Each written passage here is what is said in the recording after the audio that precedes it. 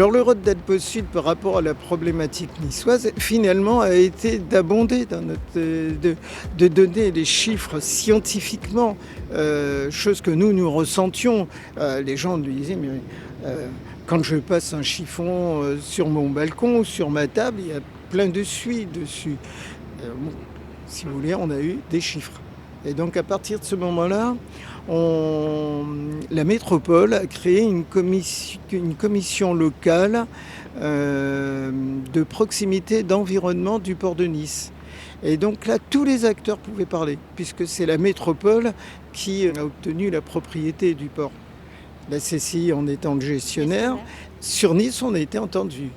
Voilà, sur Nice, la métropole a exigé que ce soit le 0,1 pour les navires qui rentrent dans le port de Nice, en particulier pour les ferries. D'accord, donc finalement, sans vote à l'Organisation maritime internationale, vous êtes arrivé à faire bouger les choses en local avec des bénéfices. Peut-être pas tout seul, mais bon, D'accord. certainement que bon, les rapports d'Atmos Sud, les relevés quotidiens, les plaintes des gens, parce que bon, les gens se plaignaient, téléphonaient.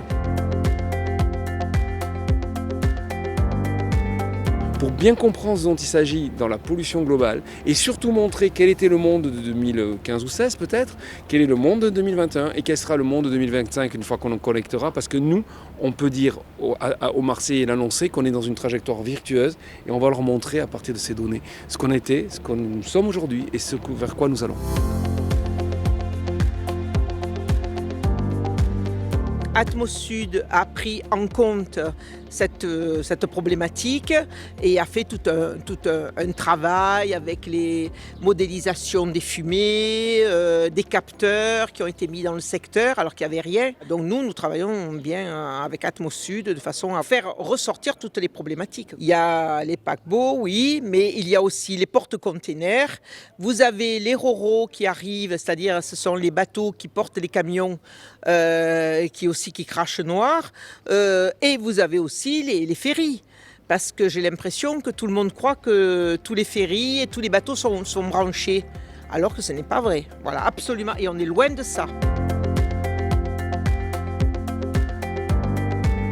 Atmos Sud a organisé en 2017 les journées méditerranéennes de l'air et les ports. C'était l'occasion pour Atmos Sud à la fois de proposer et de montrer son expertise déjà développée dans de différents projets européens, je pense à ce que nous avions fait avec le Grand Port Maritime de Marseille, mais également de réunir les différentes parties prenantes, je pense aux associations, aux riverains, aux collectivités, aux autorités portuaires, mais également aux services de l'État, pour partager sur cette question finalement de l'air, qui relève à la fois de dynamiques particulières, mais aussi qui relève évidemment d'un vivre ensemble.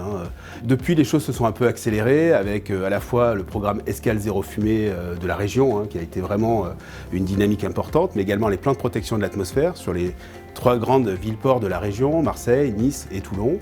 Et pour Atmos Sud, aujourd'hui, le véritable enjeu, c'est d'accompagner les dynamiques des acteurs, en particulier les armateurs, je pense aux ferries, aux croisiéristes, avec lesquels nous avons mis en place, pour la première fois, sans doute au monde, un suivi personnalisé, individualisé des navires, afin d'évaluer l'évolution technologique, bien entendu. On sait qu'un navire aujourd'hui n'émet pas la même chose qu'il y a 10 ans ou 20 ans.